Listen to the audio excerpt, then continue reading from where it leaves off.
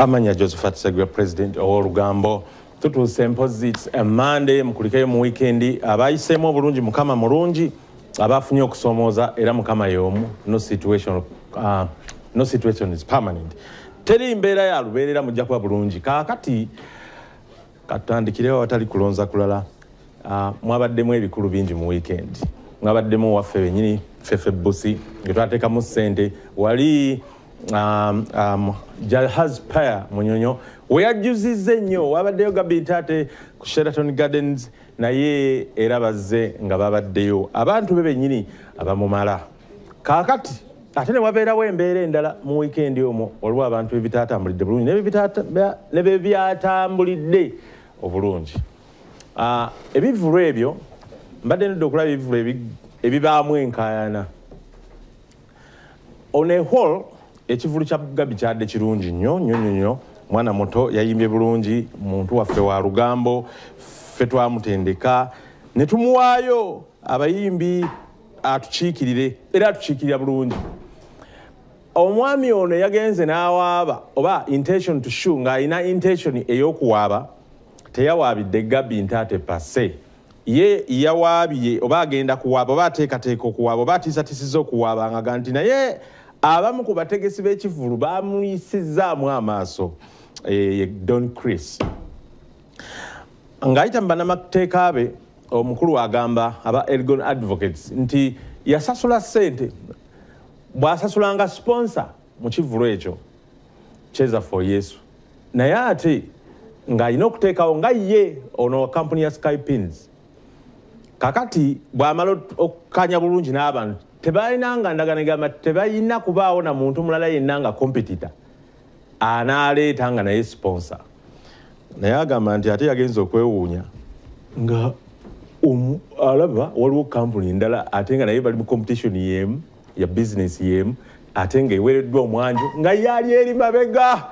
agenda okukayanako era mutufu olutalo lwabadde lw'amaanyi awo ne babisootinga nabyewo MC Mazinga kubayo omu ku sayidi eri kubakolera kampuni eringa bakantrolza bikkaanyi biwedde ku Sande ekiwandiiko ne kifuluma nga bw'okirabye demand notice of intention to sue breach of exclusive contract. Owulira bulungi. We represent Mr. Gwenayogedde of oyo bwebityo Hyaranda as our client whose instructions we address as Hyaranda. It's well within your knowledge that you entered into an exclusive contract with our client on the 17th day of May 2024 that would be Skypins would be the exclusive labor export sponsor of the show. Kati ne baleetawo abantu ate abalala. Ate nga kuvaddeyo abadde sponsor nga ne billboard zonna zaakola kuliko Skypins. Kakati yayagala refund ya milioni 7 nti ze yateekayo, general damages milioni 5, legal fees milioni 2 ate nga azaagala mu nnaku 4. Naye ng'oza kiva ku kyekyo si kwagala nnyo ssente. Naye bintu bizibu. Bizibu. Naye nga bwe bityo bikola ki? Kakati tukole tutya. Abantu batusooke tubalage omukulu ono nga ataanya ku nsonga eno batusooke tubalage oneokwolo ku bulumi bwe tulyoke tubalage performance za Ntate. Ntate yanyumisizza yanyumye n'abantu bazze ababe bazze ababe nga bali mu mwoyo omwoyo wa Mukama keganga olaba kikyo kale kati omukulu ono kasooka ayombe kubanga kuyomba tugende mu mwoyo kale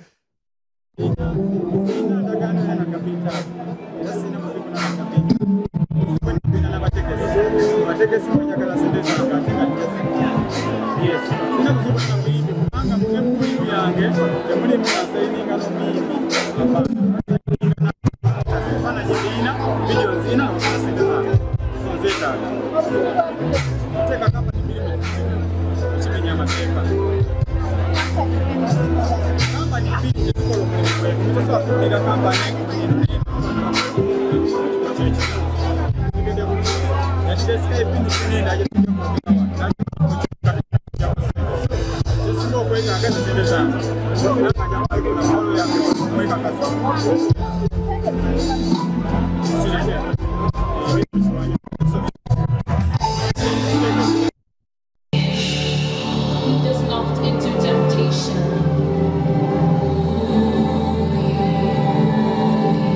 And deliver us from evil, for thine is the kingdom,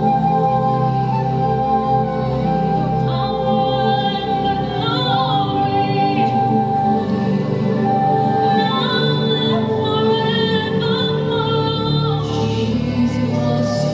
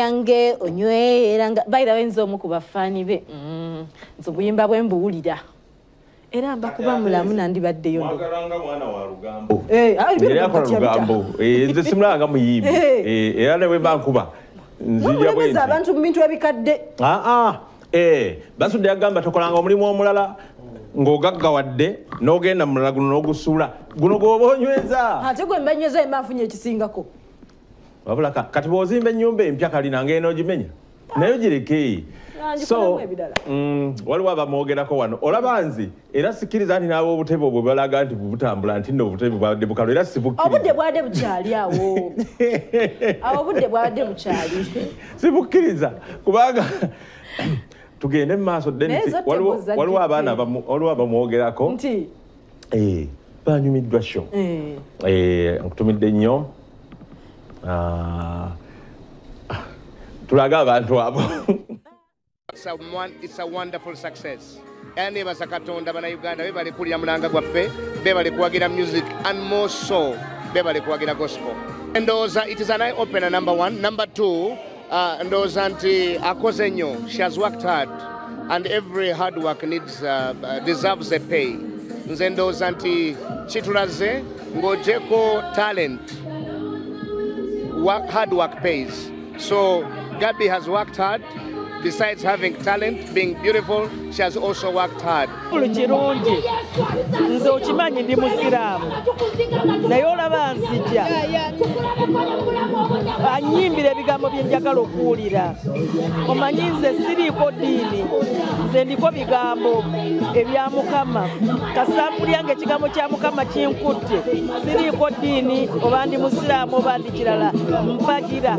Kino ekibulunga kino etera kiyitanga shiriki naye tetukulaba oli wano. Simanyi tebakiyita bwe batyo. Kisinzira ku bantu. Kakati nze nzikiriza mu buli ddiini yonna, buli ddiini kasaba gesunza Katonda. Kasa Katonda abaamu oba ompita nze ngenda mu makyaki n'entula kubanga njagala kuwulira kigambo. Mukama tasobola twerabira. Toyinza kujja wano n'omuwa obudde. Ku budde bwonna bw'atuwa n'osalawo jje omutendereze ate n'akwerabira kijja kuzumulukuka. Naye naawe obeera n'ebyagaana. Nange ndi muntu. Nange mbonaabona. Nange bampalana. Omuntu oteeka konsati abantu obajja gwe b'oyagala abakwagala okitegeera. So bwabanga ye first concert ye gwe mulundi ogusoose abantu ekoze bulungi ejjudde ate n'abantu bangi ate n'ekifo kiri expensive. Kubanga omuntu okweva mitwalo 10 ne bana aba table million 3 so nungi nnyo. Tubeeredde wa kisa atuwadde omukisa gw'amaanyi abantu bazze basapootinze Gabby bambi. Mukama yeerabisiza ekitiibwa kye. Then n'abaana ba gospel nabo baweereza bulungi bonna. Really tukyalyoka ekibuli kyagenda mu maaso naye tulikkirira Mukama abadde mulungi. Mitawalitsi leyo mukubakulira abayimbi ba gospel azzeeko wali abadde Dr. Lawrence Muganga nkutumidde nnyo. Kaakati ate empozi oli Halima Namakula. Asoose eri abadde Herbert Twina omu ku bayimbi ba gospel ab'amaanyi. Kati ate wali nange mbadde simutegedde bamuyita Amelia Nambala. Abadde n'obukowekowe sirabangako Amelia Nambala ataddeko obukowekowe. Kiki maama mukadde kiki? Amelia mukadde. Kiki muwala munnange ekyo kiyinza okunvumisa kyo. Ekyo muyita mukadde. Nagendako wotende nga mukadde mpembenyaga sijja jjiko oba nze nzaala maamawo. Wabula nasirika mpulira kyenjogedde sikirabawo. Ng'olagwa muwadde ekitiibwa ate yeetabyagala. Kati munnange Amelia nkutumidde nnyo naye obukowekowe buno naye bwamunyumidde. Singa awulidde ky'osoose. Oluwala oluto lwa Amelia olabye mutumidde. Kati munnaye awo nawo ne tuvaawo. Kati Fefe Busi yakikubye. Yakikubye n'amaanyi. Yakikubye n'aggumiza. Ati kaakati bukedde. Awo olabira amaanyi ga bukedde. Weekuba egonzaawo. Kaakati era lindako ggwe wano tulina ani ono omusajja waffe Salongo Siraje wali cricket over nga 15 era ffe tumukutte mugojja kulaba okitegeera ali baga nti oba magiki eri mu kitundu kya Vision Group wano buli muntu yandigezesezza okitegeera. Kakati omusajja bali baga nti Fefe Busi talina na promoter agenda kikola atanyabo yabalazeeko. Kakati walinga kavuyo kuyingira nga wokanga tukakanya mbeera naye mukakane atoza aleta sose na kutya kuyingira ku stage nga abantu bamutisiza nga naye takikiriza nti babe. From a small rapper has he called himself to the biggest largest rapper the country has. Ono Fefe Busi abakakasiza kale sabula.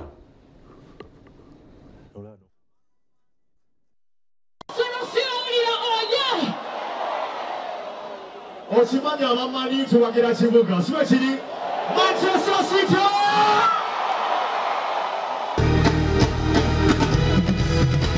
I think I'm big bitch. Every Hoover, whipping one. Hallelujah. One nation.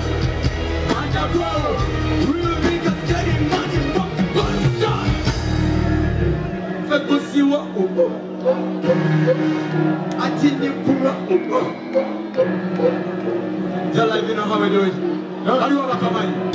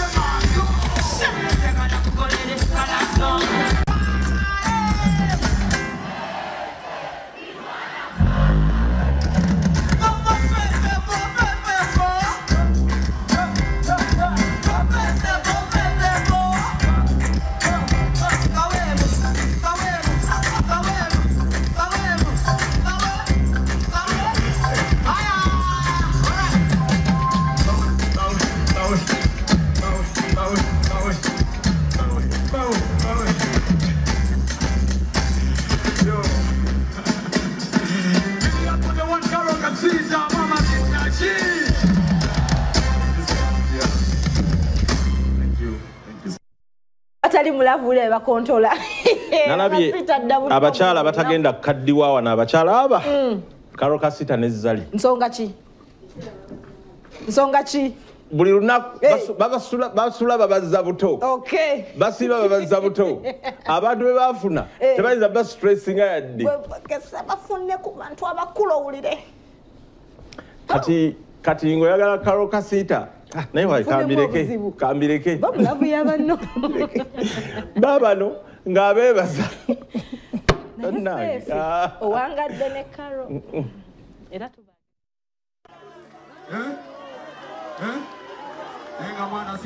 For granted, this is my first show. And thank you so much, man. I really appreciate it. Thank you to my sponsors, Club MGM, Sky Kings, Pepsi, and all media houses. Bukedde. Amanyi ogawulidde Bukedde. Ate nno byadde bingi. Ebirala tunabizze enkya kuba ebyo bye byaffe. Naye Dennis. Osigazzaamo. Waliwo nno amawulire g'empulidde. Waliwo eyeetuze. Bannange. Waliwo eyeetuze mbu olw'okuba Arsenal yavudde mu Premier League. Tuli kuki? Mu mpira we gubatuusa. Omanyi mu Buganda omuntu bwe yeetuga. Kiba kisiraani ate bagamba era bagumusalira. Kyobola ne kumuguwa. Basalayo musale. N'emboko ne bamukuba. Byonna bwe bityo. Kakati ebyabusi tunabize enkyafefe tulinawo ate emboozi endala wano. Catherine Kisaasira yasinzidde eri Canada. Abanakola atya abana abakudaalira kyekigambo ekituufu bonna ababadde bamukudaalira n'abakudaalira kubanga mugamba yadduka mu ggwanga talidda abagamba taliwona yawona omutima mulamu kati ayogera n'amaanyi kwegamba bambi neyeebaza abamubeereddewo kwegamba bambi n'akolima n'atusuubiza okudda ddi ajja yabagamba mu Juni nga 15 nzinaatera kati yono ye nga atukula bulala Canada ovako mu Uganda ebintu bikyuka osooka neweerabira enfuufu ebinnya kakati yakubiteeka mu simminimini mmenyuŋo yono nno. My bodyguard, how are you? I'm very fine. I have no problem. Gambota. This is one Canada and Numira. Never za. Buleyan Sabida. Olufigo Gambota, Baby Cool, Caronan Tongo, Nabalabu, Nabonaba, Beda Okurang. Bambi, thank you very much. Mobile Punjagala. Yeah, I mean to be bitambudde bulungi. Abazungu bankanika mbebaza. Rita Kago Gambota. Thank you for loving me, love. I'm here in Canada, enjoying my life. You know, life is too short, but I have to enjoy it. Mama chali mulamu. So, obulamu olina obweyagalira mu bwoba okyali mulamu.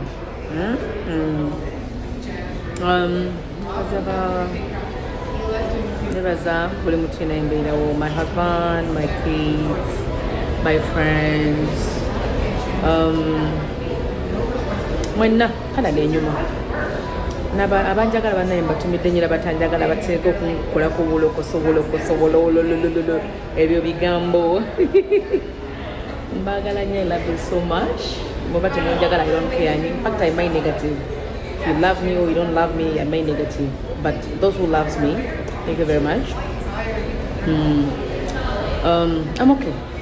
I'm very fine and energetic. Everything is moving well. Yeah,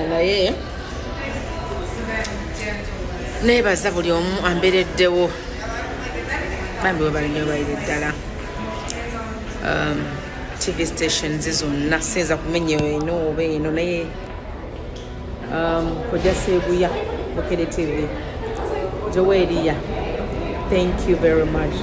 Alex buli muntu yenna ddala nabatanze Tash Abi anyway, everybody who has been there for me, thank you very much. Yes, Tina Owaba Chintu properties and land batunda ettaka era basanga bali Kawempe kasotuke Kawempe abachintu bo balaba batunda ettaka eddungi nnyo lya byapa era batunda ate bagoba ku byapa ate nettaka baligula Chintu bali Kawempe Maganjo kitegedde abeka mpadde ku gulo tekwadde ku office za ttaka Kawempe Maganjo Chintu gibasangibwa kitegedde era Tina ono wali Christine wali okubeera nga abatembeeta atubula ebikibi bakola n'olwekyo bettanire nnyo bintu bya mazima bakyala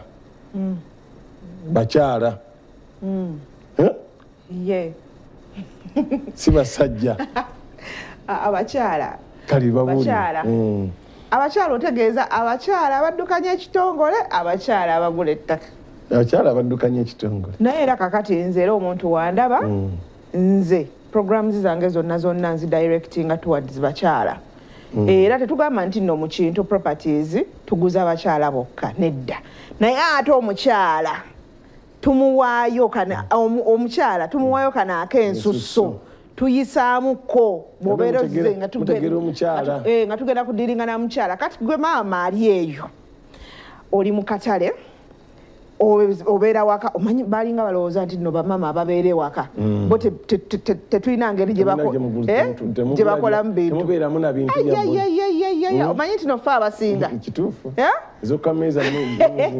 omanyi nti nofe abasinga kakati gwe maama ali mu katale gwe maama ali ewaka gwe nga oli housewife naye nga gwe atetenkanyiza ewaka omanyi ate abo be babeera ne fa baba engine fa baba songa kati tukole kino kati njagala wano maama ali ku mulimu nga sente ofuna za mwezi weesirikire kano ko nandi kakoze nga kaama nkugamba bugambi nti weesirikire Kintu Properties yaze Kintu Properties tusoosowazaamuko ku bakyala gwe ng'oyagala empeereza ennungi bw'oba musajja funayawo omukyala gwokwata ku mukono jangu naye yingira mu kintu jangu ekawempe Maganjo opposite Maganjo Grain Millers obeera offices oziraba bulungi nnyo kastojja nga appearance ya mukyala ojja kulaba ekyenjawulo abaami abaliyo temukiika nsingo naye nze Christine Nankabira sobola ate kubeera aleno nembuusa abakyala amaaso nedda omukyala ali eyo jangu poloti ogenda kugigula bangi nnyo abakyala betuyigiriza butya bwe basobola okusasula ettaka eryo kuba abakyala tuba n'ebizibu bingi waliyo basingo mother najja nakugamba ndi mu muzigo n'abaana bana bonna mbaweerera omusajja yabansuulira yabandekera omukyalo oyo tumutuuza ne tumukumaakuma ne tugamba tetujja solvinga bizibu birala byonna naye sooka otereeze sooka otereeze w'osinziira enneebaka kubanga ebirala byonna bisobola okugaana naye w'obitandikidde kiba kintu kikulu nnyo so kakati tukola ploti zino eno eza layisi tuyina kaleno ka estate cafe akali awo Busunju ku Hoima Road actually okolobanyanga abakyala oyo Busunju Hoima Road abakyala bo tukisussaamu era estate twagituuma ladies choice kubanga twakizuulanga abakyala abasinga ngomanyi Busunju tulina wa mirundi ebiri tulina Busunju milioni 6.8 ne tuba ne Busunju milioni 4.5 naye abakyala bettanira nnyo nyakitundu kyovolaba yeewangulira eryo erinnya lya ladies choice so kakati gwe ng'oli eyo oli mukyala tolowooza nti nno tosobola nze njagala nnyo okugamba gwe omukyala ali eyampuliriza nti osobolera ddala ettaka lino eno tuleme kulowooza byali byadde ebyo nti ningenda kulinda omusajja agula ettaka ngenda kulinda omusajja akole bw'ati nedda jangu tutetenkanye ekyo kitini ky'oyina ensasula kale ate ffe bw'ojja mu kintu bw'ojja mu Kintu Properties ebyensasula byakwogerezeganya toyina mateeka kugumega ogenda kusanga nti twagabaga nti kati nga bwe tugamba nti Busunju milioni 6.8 bw'obeera toyina milioni 3 milioni 4 milioni 2 totandika nedda byakwogerezeganya bitya nti kyonna ky'oyinawo era nze ekibuuzo ekisinga okunkaluubiriza bwe mba njogera ne kasitoma kumbuuza kati nzije na ssente mmeka ntandika na ssente mmeka mule n'ogamba kati kasitoma ono mugamba ajje na mmeka gwe kyobeera omanya ku Kintu Properties ssente zo zonna z'oyina zitandika emitwalo gitandika nze simanyi mmeka z'oyina naye zonna z'olina zitandika tobeereyo n'ogamba nti nze kanninde lwe nnaaweza akakadde lwenja okuyimuka kanninde lwe nnaaweza obutaano lwenja okuyimuka nedda tezijja kuweera ekyo kyonkusuubiza kuba ssente za Uganda ffenna tuzimanyi obeera okyasonda kuweza kakadde n'ofunawo ate ekitwalako 10 n'ofunawo ekitwala 8 n'ofuna kakati kwegamba tolinda kuweza ekikulu kya byonna jangu otandike ogenda kufuna ettaka eritaliiko mberebezi mwendisongako nga ntaddeko akatonotono lisigalawo era weriri mu kintu tetulinamu kigambo nti nno kusibako ku Kintu Properties tetulina kigambo nti kusibako sente anti kakati abantu batera nnyo okubabba nti bw'obeera ne ssente nga nti nibagamba gwe toguze sibako wonooleeta ezituuka mu ssente bwe ziti awo ng'okola ki ng'ogula nga tukukolera endagaano nga tukukolera ebiwandiiko ebiraga nti nooguze si bwe kityo bwe kiri Kintu Properties ssente yonna gy'olina egula era obuguzi butandika ne zino z'ogenda okusasula ng'ogenda okulambula oba tosibyeko okusibako kirala nnyo naye ffe obuguzi ssente yo tugiwa ekitiibwa osasula ne tuyingira naye mu ndagaano ne tuwandiika ne tukkaanya ezisigaddeyo ngenda kuzireeta nti bannaye nja kusobola ssente bwe ziti mu buli bbanga bwe riti so kakati tobeere nga tuli ku ofiisi tetulina walala we tukolera tukolera Kawempe Maganjo opposite Maganjo Grain Millers. Bw'obeera oyagala tufuna kuyita ku mikutu gyaffe egy'enjawulo ku Facebook kwetuli, ku X kwetuli, ku WhatsApp kwetuli 0753939292 ne 0762101608 obeera otufuna bulungi nnyo. Jangu tukuyigirize. Waliwo bannaffe abaagala okugula ettaka nga beekigendererwa nga mukyala ayina amakaage already ali established bulungi nnyo. Tukuyigiriza oli waka oyinawo akasente kaako. Omanyi nti abantu balowooza nti okufuna mu ttaka ninakeera ku makyate nenkola ekitongole nga kintu oli nalowooza kakati bwe naaba njagala okufuna ettaka ate ekitongole nakiwandiisa ddi ate nedda ffe tukuyigiriza buti okuinvestinga okusiga ettaka okusiga sente mu ttaka. Sente ze tutereka mu banka teziyina magoba gezituzaalira gali awo g'amaanyi nnyo okuleka ate n'okwetoolako obutoozi. Waliwo omwami yajja nga complaininga nti yagenze okumanya statement ye nga bweyimiridde. Ye nga bw'onaku takimanyi nti bw'ogenda okumanya statement yo nga bweyimiridde mu banka oyina okisasulira okufuna bank statement. Bagimpe njagala ebbiri buli page ya 5,000. Kati oyagala statement ya myezi meka buli page ya 5,000. Kati omwami yali takimanyi. Kyova olaba mbagamba abantu nti sente zino z'otereka mu banka lwaki tozikwata n'otandika zinvestinga mu ttaka kubanga ettaka terigenda kufuna kizibu naddala ng'oguze ettaka okuva mu Kintu Properties. Jangu tukuguze estates. Tulina ku nguudo za njawulo zonna osobola oziteeka mu ssente zo n'ozitereka ate noddamu n'otunda n'ofuna sente ezisingawo. Empigi ewammwe $8,880 nga kyapa. Lulieri wali owakana wano nti empigi ewammwe teri ttaka lya kyapa lisobola tutundibwa ku $8,880 waakula dda. Kati nno empigi kibanga $8,880 wewangulira ettaka. Lugazi $8,000,000. Busunju $1,400,000 ne $6,880.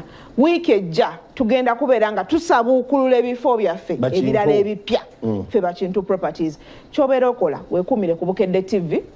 Ennamba ezo z'olaba kubako weebuuze kubako obuukinga olunaku lw'ogenda okulambula abatunda naye akuba kubanga ate ffe betuguza tubijjamu mmwe naawe atunda kuba ayina ensonga yonna kukyusa kyapa abatuuze bakutawaanya n'ebirala byonna ky'obeera okola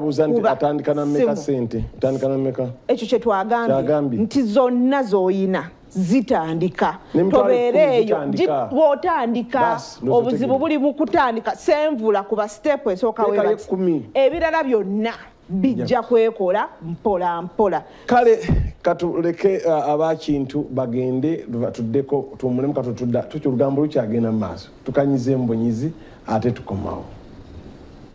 Bukedde TV1 kwoli muganda wange yonna gy'osinze tulaba olunaku lwa Monday mbakulisayo mu weekend yabadde nnyuvu yabadde mpanvu gye nkyakalidde ekiro ekikeseza olunaku olwaleero nfunye ku mukisa ogulaba Shira Gashumba Fake Fameka ne Gurunedi mu kifo kyekimu bino bituukiddewo nga last week Shira Gashumba yakavaayo tugamba nti ayawukanye ne Rickman naye ekiro ekyolwaleero tubaddeawo ku Oral ku Acacia nendaba Gurunedi nga ali wano ne Fiki nga ali wano ne Shira Gashumba nga abaziniramu wakati kati omuganda wange ekiddirira anytime from now tujja kigamba wano naye muganda wange kuba bali bonna ono yaliko ex kwa yasooka kwagala Fake Fameka naddako Gurunedi naddako Rickman ate mabega kaawo Rickman yalwana ne Gurunedi nga balwanira Shira kati nalabe Gurunedi wano ne Fiki wano ne Shira Gashumba nga bonna azina nabo kati yogo bayita Gao Child. Anyway, moving on olunaku olwaleero ennaku z'omwezi 2 omwezi ogwa May muganda nga tulaba ku Bukedde TV1 nze Musa Semwanga program bagiyita ekyenkya tuli mu celebrity breakfast ye segment yaffe olunaku olwaleero ndi ne Guy y'omu kuba kulamani oli legendary mbefaananyiriza mbakunukkiriza okubanga era mbaddewo kati nalikodinga oluyimba lwange olusooka 2024 mba mbaddewo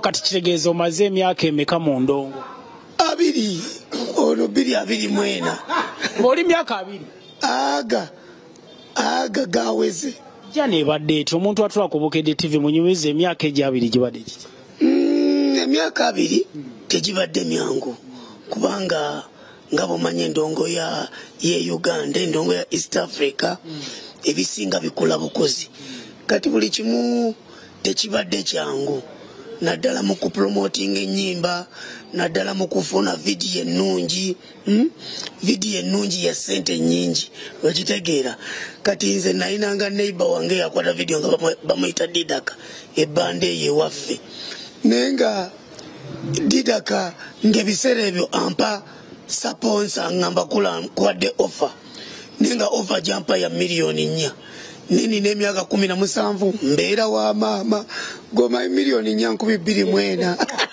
ne Didaka yali wakabinzijukira akwatanga video za Peter Mouse ne bagaya abantu kituufu nga ali awo bbanda zoni bagitanga 11 ng'era nsala n'encrosinga nti kireka nemmugwako nangamba gwe kula naye ng'abalala abo babebe nga basaba 10 nga basaba 10 ku 12 nenga ngamba kula mani gwe tugenda funa bikola funa $4,000,000 naye ngukakaza Didaka yatukava mu Uganda nga sikutte video ye nga sijikutte kanga yakuwa offer nga yamba offer ngera yagamba abantu kula mani wajiranga ne $4,000,000 zenya tumuwedde nenga n'emitwalo 3 ngalaba ekyokweza endongo eno ya bbeeyi endongo ya bbeeyi semwange endongo ya bbeeyi era ate ya bbeeyi nnyo kuba tagimanyi kuba waliwo abagenda ne bajja najja abamu aba bavudde Bulaaya eyo oba avudde ku kyeyo oba biki bwe bityo oba atunze akataka najja abamu n'obukadde katugeza 3 oba 4 najja n'ayagala yejakire kuba semwanga ate awo eba ya bbeeyi nnyo kuba olwo eba ekulemye anti ogenda tuula awantu kati ng'eyo gy'obadde ogamba gye mwaliridde ssente egyo osipendingireyo $2,000,000 obeera tosigaza 28 tonnakwata vidiyo tonnakola audio mulungi tonnalaba songorayita mulungi tonnapromotinga luyimba ate obubiri obuliddeko meaning 3 gagenda kugonga kayimbako teri akamanyi endongo ya bbeeyi kulamani mu myaka 2 goyimbidde yo oluyimba lwe watandika nalwo kyalujjukira baluyita kanjiwatanye era emabegakaawo ekinyegenyege kyankwata nenduddamu nendukwata ne vidiyo erimu ba Madrati erimu ba comedian awo batumbetu ba Stuart and Bruno kinyegenyege kyankwata nengamba niba nabantu kabawulire ngampulira ku myaka 17 era nakigamba manager Nasoyo nemugamba ngo Nasa abantu ku myaka 25 ebintu bye bayimba inze ku 17 nayimba bwenti era lenzija n'ennyimba olwebangaluka ebizibu by'ensinga bingi nnyo kuba buli olukya bibeera byeyongerako ate abateesi baloote baggwayo nze buli kyenkola era ne mutunuulayo kanjiwatanya ebuwatanya enensi guno omulembe gwakuwatanya enensi kanjiwatanya ebuwatanya lwe luyimba lwe natandika nalwo myaka 17 nali nsobola ovaamu obubaka bwe butyo naye kati nsanga bato bange myaka 27 ate nempulira ebimuvaamu neŋŋamba maama sigiwulira nnyo kuba ate nabyo ngenda owulira ng'ate basemwanga babinyumiddwa neŋŋamba kulamani sirika lirupazo tumutumireko liri pazo yakubuulira ensonga ye by the way liri pazo ya defending ensonga ye nga tennatuuka mu lwatu nagidipendinga nagamba eri bwayimba yayimba musome tebabiwulira mudde mu bufumbo tebagala kufumbira agamba bagala kiri mama byaŋŋana okwogera mu buto yabinkubiranga twogere ku maamawo kigambo kimu bibiri naye tuba tetuli mu kamera onyumya nnyo ku maamawo naye wayitawo essaawa 2 nga tomukubidde essimu owulira nga obulamu bukuluma maamawo ategeeza ki eri obulamu bwo mama wange taata yafa 92 kati taata bwafa 92 mama n'abeera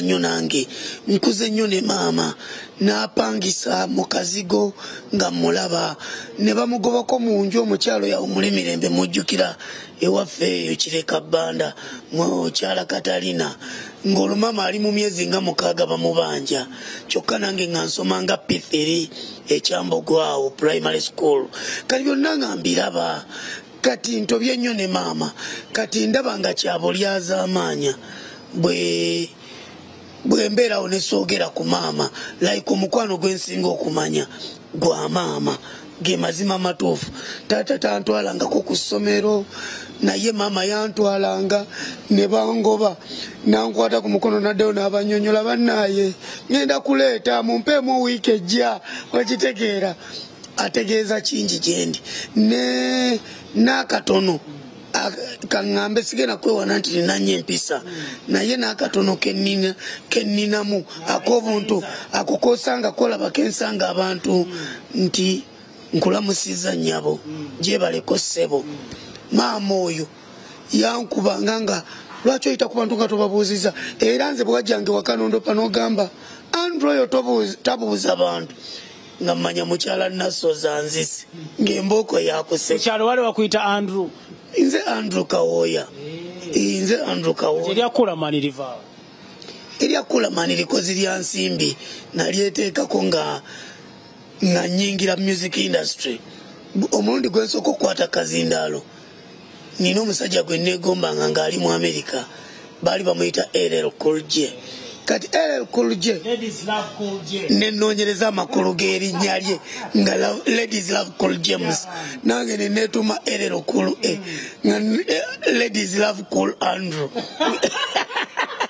LL Cool A emyaka nga that was nga nina emyaka nga 15 neneeyita LL Cool A era omulundi gwensooka okukwata Kazindaalo bankubira track bagiyita Madash Road nga nze LL Cool A mpozi n'omukisa gwe nnina ate nga nze LL Cool A eyampita ku Kazindaalo okuyimbira era nsekerera nnyo Naso oyo nga mmanyiira ne mugamba gwe Nasa nze omulundi gwensooka okukwata ku Kazindaalo eyakampa bamuyita Jose Chameleone ebyaddala kirabu yali waffe ku kyalo Ebbanda nga bagiyita Ecstasy nalina emyaka ndowooza gyali giweze 15 gyali teginnaba kuba nali mu P6 nga ne mu kirabu omwo tebanzikiriza kuyingira naye nga ndaba abavubuka ku kyalo kyaffe bayingira naye nga nze sikkirizibwa nga kinkyoma lumu nenteega nanyini kirabu yennyini mwegwe muyita Drake Lubega ye yali nanyini kirabu nga ffe Ebbanda tumuyita Salongo Tokiika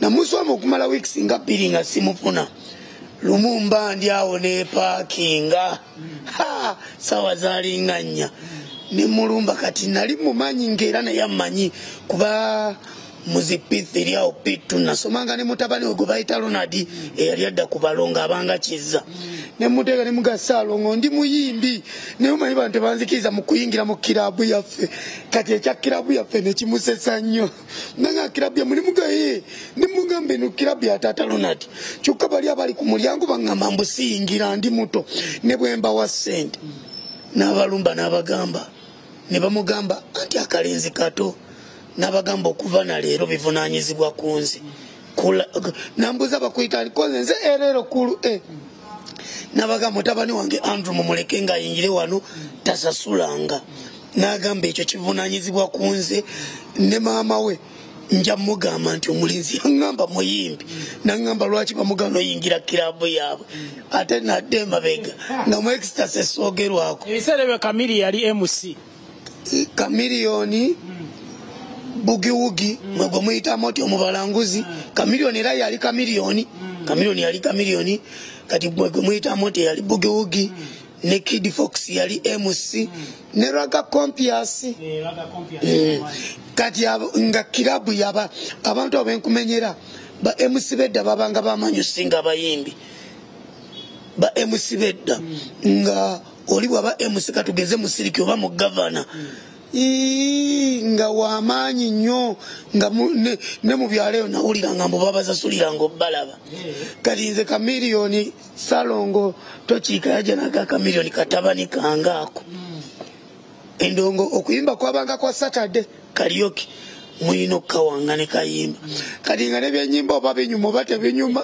omugagga yabagaye mutabani wange omanyi kyekitegeeza yes era respect Drake Lubega nkusaamu ekitiibwa muzeeyi abayimbi ki ababogamba bakubeereddewo mu kaliya ye y'emyaka 2 bangi engeri oba bwenkyogera kyakwewaana naye ngenda kyogera engeri gye nninamu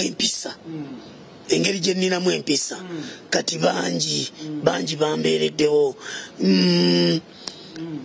David Lutalo oyo twasisinkana 2007 nalikodi ng'olimbala ng'olusooka 2 David namu meetinga 2007 David oyo muwanvu nina eddakiika ze nga 10 zenjagala tumuwe kulama nina David Lutalo naye nga tumaliriza abantu soko mbulire bubaka ki nkusanze wano ne manager Nassa mwambadde t-shirt mutiisatiisa enguudo muzizibye ki ekigenda mu maaso kulama ekigenda mu maaso leero press conference yange nina show bagiyita tewabaggalawo eri ku papazi wano wenyini muli ba sponsor muli ba sponsor bagiyita tewabaggalawo eri ku papazi wano ng'ennaku z'omwezi 8 ogw'omukaaga ng'ennaku z'omwezi 8 ogw'omukaaga era omuwagizi gye nakusanga tunyumyako ne yasiinye ebuziga nga mugamba ng'olwo njagala kuleeta bukedde ku boodi nga mugamba nebisemwanga nga biseera nkoze ntyo bifuna Yasiini n'angamba Yasiini ke musajja wange nnyo respect Yasiini Kaweesi respect sa kaakati n'angamba naye nomala ofuna bukedde oba omaze naye kati ne mugamba njiyiribye ntya Katonda nanyamba era nkiddamu kye nagambye nti nze emyaka egyo gyonna gye mbaddewo mu ndongo ndi omu ku bantu abatambuliza ekintu kyange kukweyisa obulungi oba kukuba ne disipulini n'okubonga ku bantu kati ngenda otuuka mu ofiisi yammwe eyo mubakimula mutuukako basayimo munene mbagamba banne ne Semwanga namugambye njagala kujja wano munkoze muti ne bankukusa ne Deo mutegere musajja wange ne bankukusa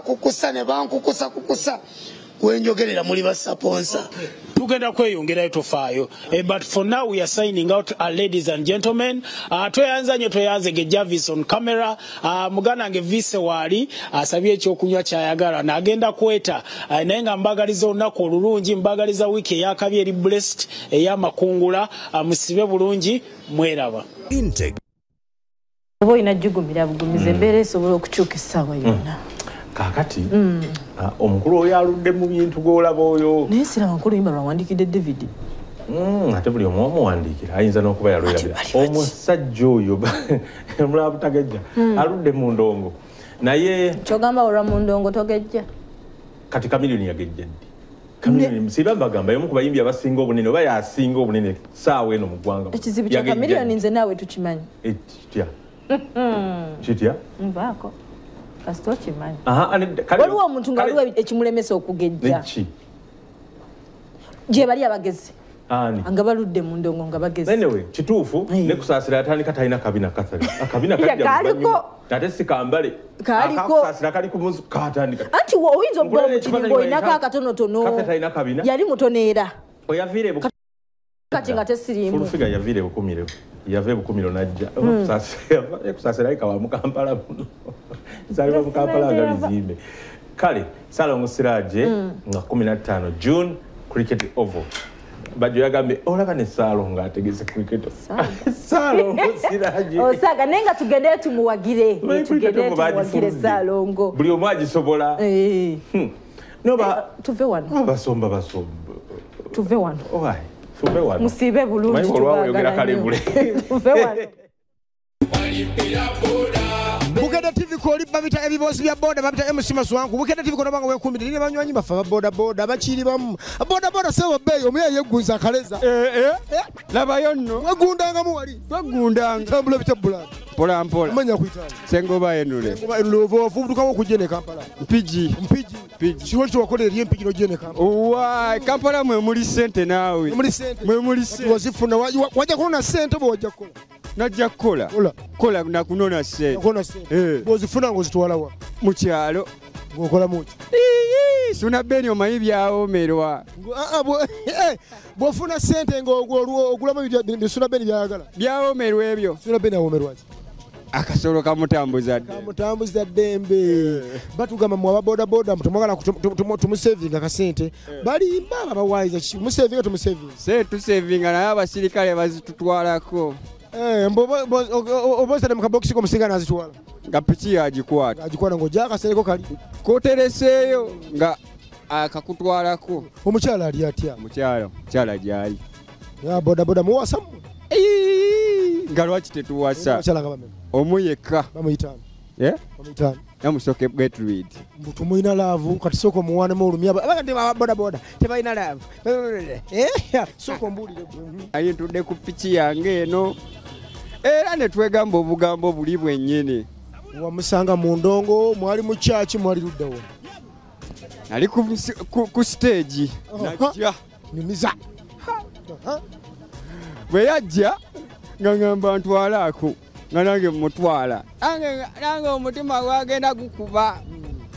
Ne ngamba kyalo nayinza obeeramu omulamwa.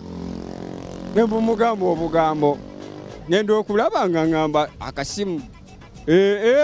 N'omugamba bugambo ki bunyumize tunyumizaamu? Sijja bugamba oyagala. Kati omukyala wamufuna mu boda wano? Mu bodabo. Ku siteegi wano? Ku siteegi. Onoogenda waka n'oko ne mukola embaga? Tukola embaga tetunnaba. Munnaba? Tukyasoma. Wakyala mu bakadde be? Bakadde tugenda kukyala. Kyera mu bakadde nawe okyale gundi. Kye tuliko. Noonya ssente oluzifuna. Yakuzaddeyo ku baana? Abaana ninayo. Mbozi kiri mu Kampala y'essanyu gy'owulira kati ennaku zino? Ey'essanyu. Sinnagiraba kubanga obwavu bwe businga ate Kulisimasi ino tugisemberedde. Kulisimasi kuteteekanya kasente.